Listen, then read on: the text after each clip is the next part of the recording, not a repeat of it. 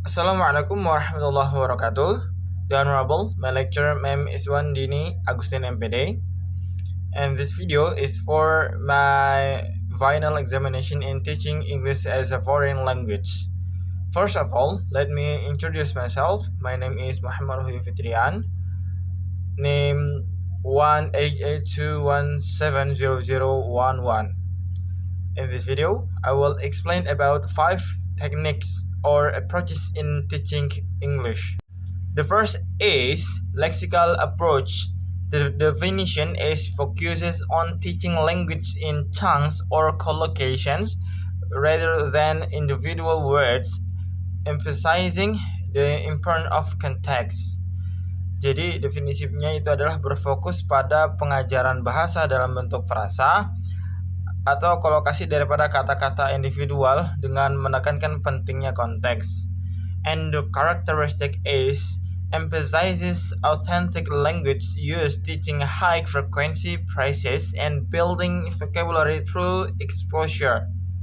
Nah, jadi karakteristiknya adalah menekankan penggunaan bahasa otentik, mengajarkan frasa-frasa berfrekuensi tinggi, dan membangun kosakata melalui paparan. Next is the advantage. Enhance learners' ability to use language naturally in real-life situations, improves fluency, and aids in vocabulary retention. Jadi, keuntungannya atau kelebihannya adalah meningkatkan kemampuan siswa untuk menggunakan bahasa secara alami dalam situasi kehidupan nyata, meningkatkan kelancaran, dan membantu retensi kosakata. And the disadvantage, it is may lack a systematic grammar focus and some learners might find it less structured. Jadi kekurangannya dari lexical approach ini adalah mungkin kurang memiliki fokus tata bahasa yang sistematis dan beberapa siswa mungkin merasa kurang terstruktur. The second is multiple intelligences. The definition based on Howard Gardner's theory of multiple intelligences, recognizing and accommodating various learning styles. Jadi definisi dari multiple intelligences ini adalah berdasarkan teori multiple intelligences oleh Howard Gardner, mengakui dan menyesuaikan metode pengajaran dengan berbagai gaya belajar. And then the characteristic of multiple intelligences tailors teaching methods to suit different intelligences. Example, linguistic, logical, mathematical, kinesthetic. Jadi karakteristiknya adalah menyesuaikan metode pengajaran untuk cocok dengan berbagai kecerdasan, misalnya linguistik, logika matematika, dan kinestik. The advantage is engage diverse learners, enhances understanding, and fosters a positive learning environment. Jadi keuntungannya adalah melibatkan siswa yang beragam, meningkatkan pemahaman, dan membentuk lingkungan belajar yang positif.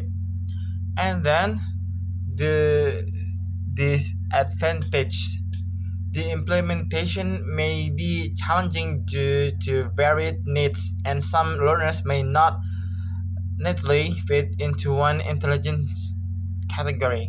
Jadi kekurangannya adalah implementasi dapat sulit karena kebutuhan yang beragam dan beberapa siswa mungkin tidak cocok dengan satu kategori kecerdasan. The third is cooperative language learning. The definition is involves learners working together in group to achieve common language learning goals. Jadi definisi dari pembelajaran bahasa kooperatif adalah melibatkan siswa bekerja sama dalam kelompok untuk mencapai tujuan pembelajaran bahasa bersama. And then the characteristics of cooperative language learning is emphasizes collaboration, peer interaction, and shared responsibility for learning. Jadi karakteristiknya adalah menekankan kolaborasi, interaksi sebaya, dan tanggung jawab bersama terhadap pembelajaran. The advantage is promotes communication skills, encourage social interaction, and build a sense of community in the classroom. Jadi kelebihannya adalah mendorong keterampilan komunikasi, merangsang interaksi sosial, dan membangun rasa kebersamaan di kelas. And then The disadvantage is group dynamics can be challenging and individual participation may vary. So, kekurangannya adalah dinamika kelompok dapat menantang dan partisipasi individual dapat bervariasi. The fourth is total physical response or TPR. The definition is focuses on learning through movement and physical actions, linking language with physical response. Jadi definisinya adalah berfokus pada pembelajaran melalui gerakan dan tindakan fisik, mengaitkan bahasa dengan respon fisik. And the characteristic is the teacher gives command and the learners respond physically, associating language with actions. Jadi karakteristiknya adalah guru memberikan perintah dan siswa merespon secara fisik, mengaitkan bahasa dengan tindakan. And then the advantage is enhances understanding, especially for beginners, and makes learning enjoyable through movement.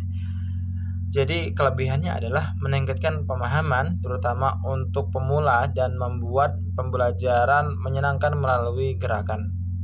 And then the disadvantage is maybe limited in higher level language skills, and some learners might feel uncomfortable with physical actions. Jadi kekurangannya adalah mungkin terbatas pada keterampilan bahasa tingkat tinggi, dan beberapa siswa mungkin merasa tidak nyaman dengan tindakan fisik. The fifth is suggestopedia.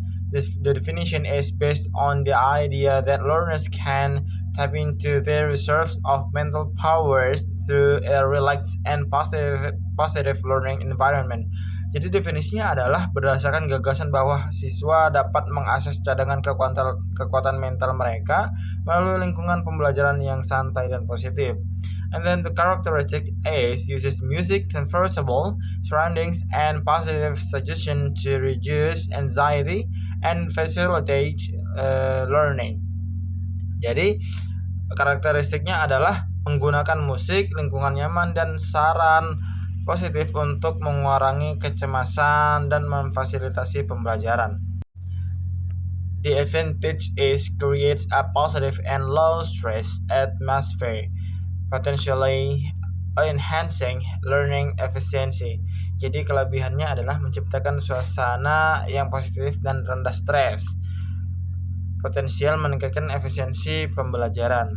And then the disadvantage is may not suit all learners, and the reliance on a specific environment might not be practical in all educational settings. Jadi kekurangannya adalah mungkin tidak cocok untuk semua siswa, dan ketergantungan pada lingkungan tertentu mungkin tidak praktis di semua pengaturan pendidikan. The next is sample activities or lesson plans. In lexical approach, conversational activities using common phrases, role-playing in real-life situations. In multiple intelligence period activities like storytelling for linguistic learners, logic puzzles for logical mathematical learners, and hands-on projects for kinesthetic learners.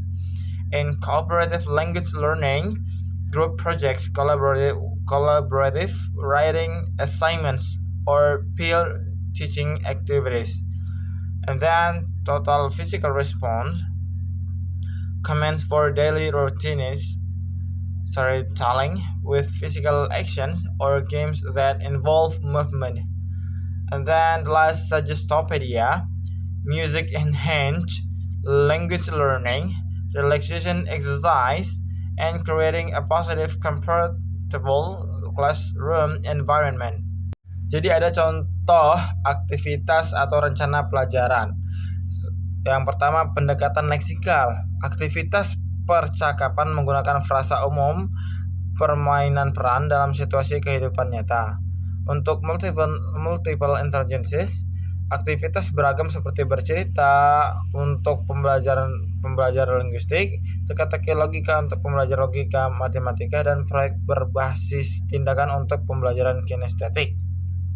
Setelah itu ada pembelajaran bahasa kooperatif, yaitu proyek kelompok, tugas menulis kolaboratif, dan aktivitas pengajaran sebaya. Setelah itu ada total physical response, di mana Perintah untuk rutinitas harian, bercerita dengan tindakan fisik atau permainan yang melibatkan gerakan. Dan yang terakhir adalah Suggestopedia, pembelajaran yang dimana bahasa yang ditingkatkan dengan musik, latihan relaksasi, dan menciptakan lingkungan kelas yang positif dan nyaman. The next is similarities and differences. The similarities is all approaches focus on creating engaging and interactive learning experiences, albeit through different methods. And the difference is differ in their core principles, emphasis on certain aspects of language learning, and the types of activities they promote. For example, TPR heavily relies on physical actions, while Suggestopedia emphasizes a relaxed environment with music and positive suggestion. Jadi selanjutnya adalah perbedaan dan persamaan. Nah, kesamaannya adalah semua pendekatan berfokus pada menciptakan pengalaman belajar yang menarik dan interaktif meskipun melalui metode yang berbeda. Dan untuk perbedaannya adalah berbeda dalam prinsip inti mereka, penekanan pada aspek tertentu dan pembelajaran bahasa dan jenis aktivitas yang mereka promosikan. Sebagai contoh, TPR, Total Physical Response, sangat bergantung pada tindakan fisik, sedangkan Suggestopedia menekankan lingkungan yang santai dengan musik dan saran positif. The next is the comparison between cooperative language learning and total physical response. Cooperative language learning and total physical response enhance language learning in unique ways. Cooperative language learning emphasizes collaboration and group dynamics, while total physical response focuses on learning through physical movement and commands. The choice between the two depends on the learning objectives, the level of learners, and the specific language skills to be taught. In the classroom, teachers can consider blending elements from these approaches based on the needs and preference of their learners, creating a more dynamic and inclusive learning environment. Yang selanjutnya adalah perbandingan antara pembelajaran bahasa kooperatif dan total physical response. Pembelajaran bahasa kooperatif dan total physical response meningkatkan pembelajaran bahasa dengan cara yang unik. Pembelajaran bahasa kooperatif menekankan kolaborasi dan dinamika kelompok, sementara total physical response menekankan pembelajaran melalui gerakan fisik dan perintah. Pilihan antara keduanya tergantung pada tujuan pembelajaran, tingkat pembelajar, dan keterampilan bahasa tertentu yang akan diajarkan. Di dalam kelas, guru dapat mempertimbangkan untuk mencampur elemen dari pendekatan-pendekatan ini berdasarkan kebutuhan dan preferensi pembelajar mereka, menciptakan lingkungan belajar yang lebih dinamis dan inklusif.